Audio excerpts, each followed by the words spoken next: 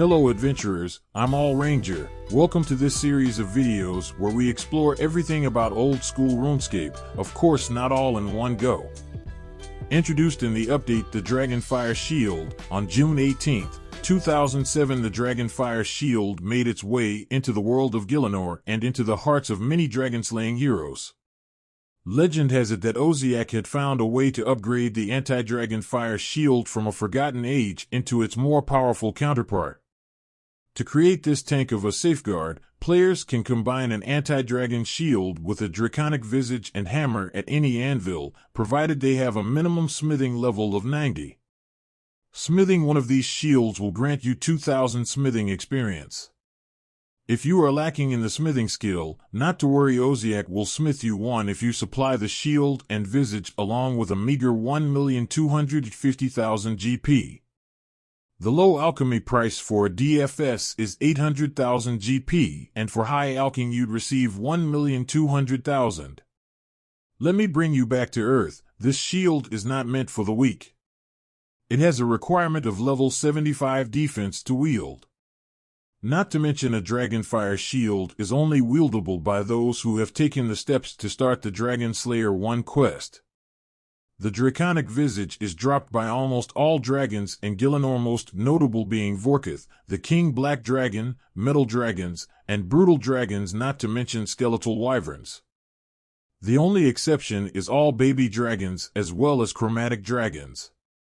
On the topic of loot, the drop rate for a Draconic Visage is 1 out of 5,000 for the higher tier dragons such as Vorkath, KBD, and trickles down to 1 out of 10,000 for lower level dragons like the Brutal Dragons, Lava Dragons, and Skeletal Wyverns.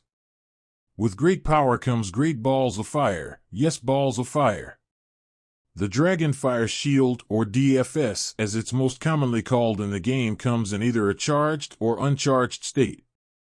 These two states represent the shield's ability to harness and store the power of Dragonfire, with the charged state representing a shield that is fully charged and ready to unleash a devastating blast of flames on its enemies, while the uncharged state represents a shield that is still powerful but not yet fully charged and unable to unleash its full potential. In its normal uncharged state, the DFS is significantly weaker and almost comparable to a mithril square shield. But for those who are brave enough to have another encounter with a fire-breathing dragon, your shield will absorb almost all the damage you would have taken. And for those of you that dare to encounter ice-breathing wyverns, not to fear, this shield is more than adequate to protect you. Visually you can tell if the shield is charged by the glowing red eyes of the visage and the vibrant orange color of the DFS. While you are having an encounter with a dragon, each fireball that is absorbed by the shield will charge it. To fully charge the shield, it must be hit with Dragonfire or Ice Breath 50 times. And personally, my favorite place to get a rapid charge is in the Catacombs of Kourend, located in the northern part of the catacombs. There are 5 metal dragons that will be quick to attack and help you out. If you'd rather have your shield primed and ready without encountering a dragon, you can always use bottled dragon breath on the shield to fully charge it. But it doesn't come cheap. At the time of recording, one bottled dragon's breath cost 8,600 GP. Now let's talk about damage. Yes, this shield offers an offensive alternative where you can unleash the power of deadly Dragonfire 10 tiles away on unexpected foes. To do this, you have to switch to your Worn Items tab and right-click the shield and select Operate. Doing so will result in the shield's max hitting up to 25. On top of that, this attack has a cooldown of around 2 minutes. This attack does abide by the laws of Dragonfire, meaning if your target is wearing an anti-DFS or has consumed an anti-Dragonfire potion, the damage will be reduced depending on the combination. Praying magic has no effect on this attack. Okay, now, let us fight fire with fire, or not, because using Dragonfire against most dragons doesn't work.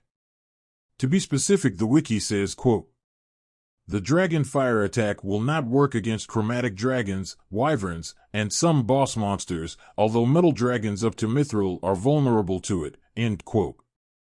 On the subject of releasing, I'd like to segue into the fact that you cannot sell or trade this shield while it's in a charged state.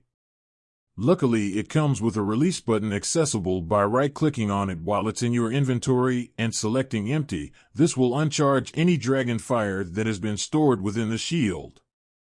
Okay, let us talk about the stats. As you can see, the DFS will always give a -10 magic, -5 ranged attack bonus charged or uncharged. In its uncharged state, it will only give a defensive bonus of +20 stab, +25 slash, +22 crush, +10 magic, and +22 ranged defense. As far as other bonuses, it does give a +7 to the wielder's strength bonus. In its superior charged state, the defensive stats are dramatically increased to +70 stab, +75 slash, +72 crush, +10 magic, and +72 ranged defense bonus, and the +7 strength bonus. On to the most important part. How does this stack up in the world of Fashionscape? To be honest, on its own, I'd give it a 3. 3 being slightly better than 2. That about wraps it up for the DFS. If I missed anything, let me know, but before I go, I must leave you with a joke. Why did the dragon refuse to breathe fire on someone wielding a Dragonfire shield? Because he knew it would be a waste of breath. If you enjoyed this content and hated my joke, please subscribe and like or dislike the video, as it helps with visibility and lets me know your opinion. If you have any suggestions for future videos, leave a comment. What should I cover in my next video? This has been All Ranger. Stay safe and I'll see you next time. Thanks for watching.